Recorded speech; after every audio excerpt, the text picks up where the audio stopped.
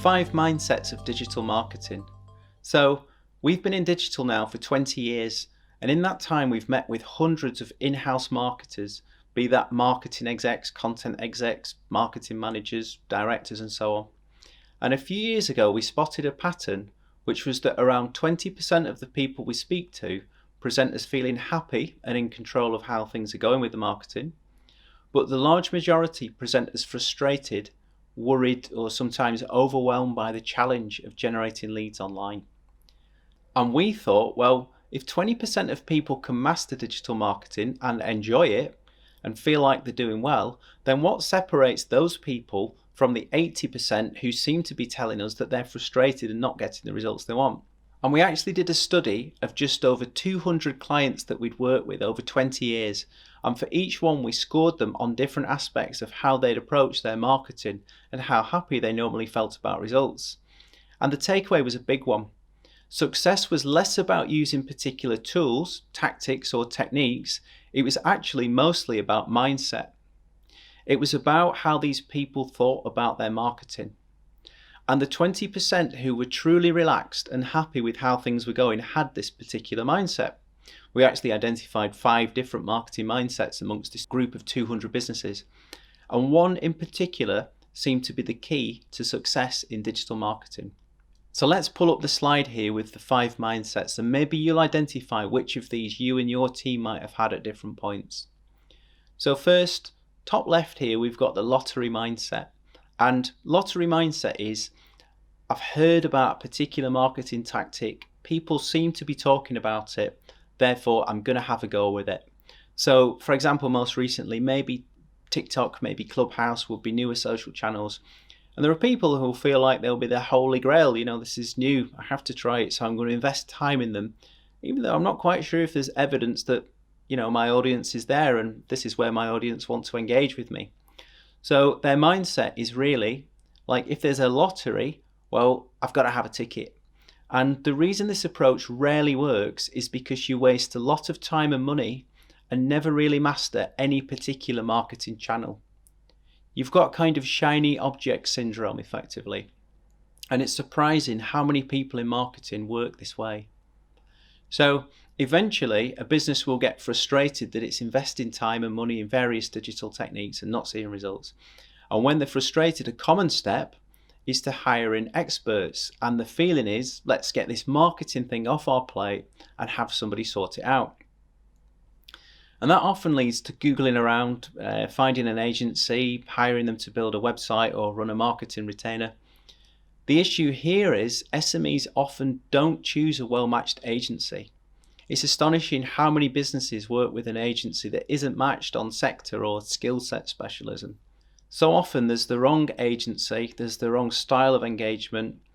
And for example, it's like an arm's length relationship with little accountability for results, no shared lead goal in place, for example. And in the end, the business becomes frustrated with the agency, and often the agency is frustrated with the client too. But either way, it leads to the business trying a different third approach. And this third approach is what we call the DIY mindset. This is where a business feels it's been let down by an agency, feels they've spotted some weaknesses in their work, perhaps they've hired the wrong agency or haven't engaged with them effectively. But either way, the thinking becomes, well, we can do this better ourselves. We're taking this in-house. Now, for bigger companies who have a large digital team in place, say 10 people or more, this can work. But at SME level, typically we might see 1 to 5 people in an in-house digital team. And that team works within a bubble within that business. So it's not possible to replicate in-house the much broader capability of an agency team with staff numbers in double figures, and also an agency staff work on many accounts across many sectors, so are learning and developing at an exponential rate, way faster than a small in-house team can.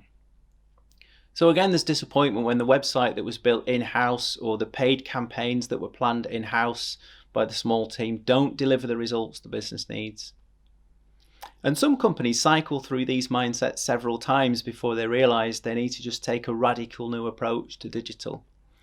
And when that penny drops, they adopt what we call the strategy mindset. Now, this is where the business says stop.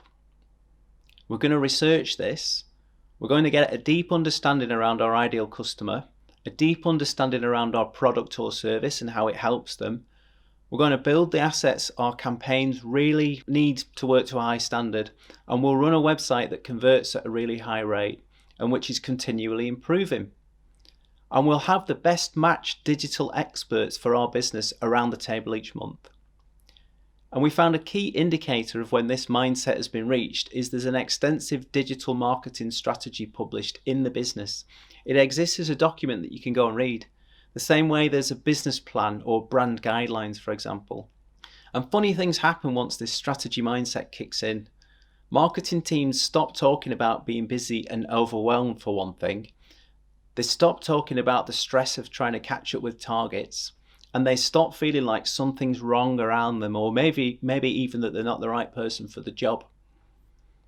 That's because with this much more strategic approach, we're using data and evidence to guide us in our decisions. So there's certainty. We have the right people and right skills around us because we've identified exactly what's needed. And we've hired an agency that's actually matched to working with a business our size or a business in our sector. And the end of all this is that finally we've got the business has this steady flow of leads and feels in control.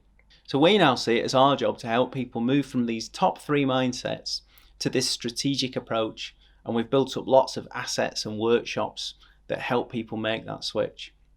Now you'll see this 5th mindset here too, which we call the mastery mindset.